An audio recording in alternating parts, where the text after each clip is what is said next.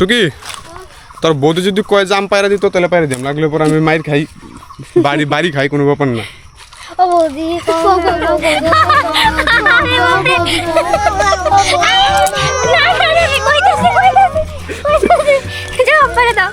ঠিক আছে, জো হুকুম। তাহলে চলো আজকের এই মিষ্টি ব্লগটা শুরুবার থেকে শুরু করি। আর হ্যাঁ, যারা নিজের বউকে ভালোবাসো না তারা এই ভিডিওটা স্কিপ করে দাও।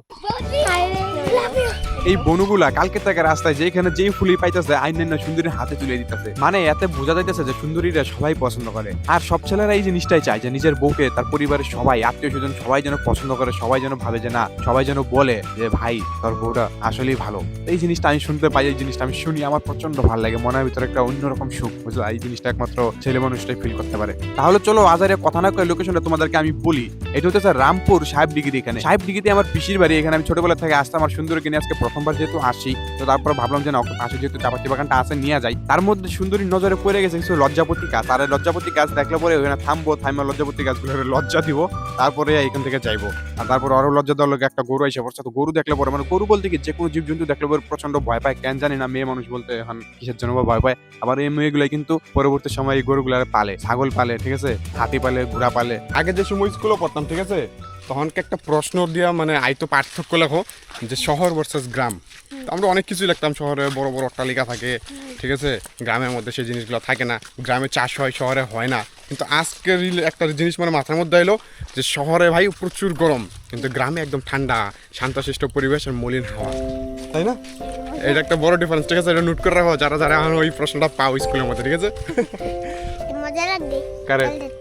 হ্যাঁ, কাল দেখতেছি গাল তো মজা লাগে। আর সেটা জানি কি কইছিলিস, কি সুন্দরের কথা? হ্যাঁ কইছিলাম সেই সুন্দর লাগে কারে? বুড়িয়ে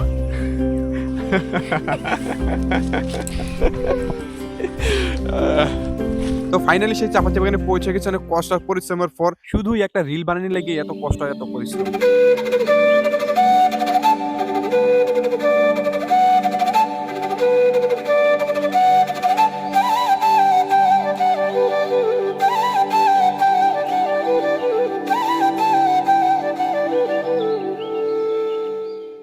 দেখো আমি কিন্তু তেমন এডিট ফিডিট করতে পারি না, ঠিক আছে। অনেকেরই অনেক সুন্দর সুন্দর ব্লগ দেখি আমি, অনেক সুন্দর করে এডিট করে, অনেক সুন্দর করে মিউজিক অ্যাড করে, কিন্তু আমি পারি না, কারণ আমি অতদিন থেকে মানে কমেডি ভিডিও বানাই গেছি, তো সেই অনুযায়ী আমার এডিটিংটা শেখা।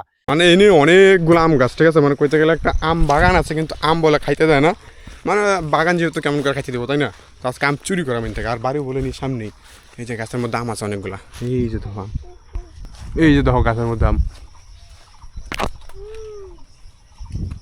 দেখলা আম, দেখলা আম। ও বৌদি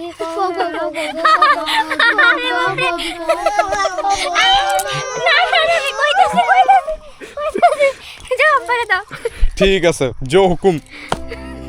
সুন্দরীরা হাতে শুনে যে আমিও আম গাছের তলে আম পাড়তে গেছি, আর এখানে একটা গৌমাতা ছিল, প্রণাম করে নিলাম যাতে আবার ঢুসু মাইরে আমার পেট না ফাড়ায় যায়। তো প্রথমে মানে নিচে আমটা যেহেতু ছিল, তো আমটা লাভ মারে পারতে পারছে, আর পারার পরে এদের রিয়াকশন দেখে মানে মজা লেগে গেছে। আর আমার তো এই জিনিসটা প্রচন্ড ভালো লাগে।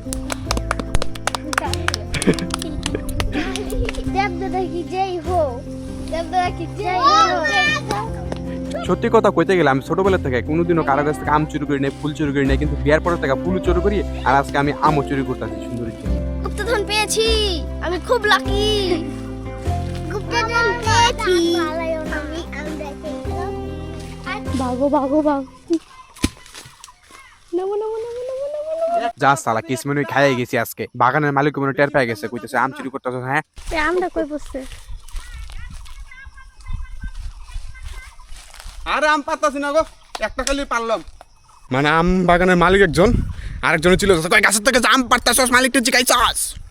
অ্যাকচুয়ালি আম চুরি করছি এটা ভুলেই করছি। তো তোমরাও কইরো না কোনোদিন এমন কাজ, যদি করো একটা থেকে দুইটা, আর বেশি চুরি করো না। আর এমন মিষ্টি মিষ্টি ব্লগ দেখতে চাইলে অবশ্যই আমার পেজটা ফলো করে রাখো।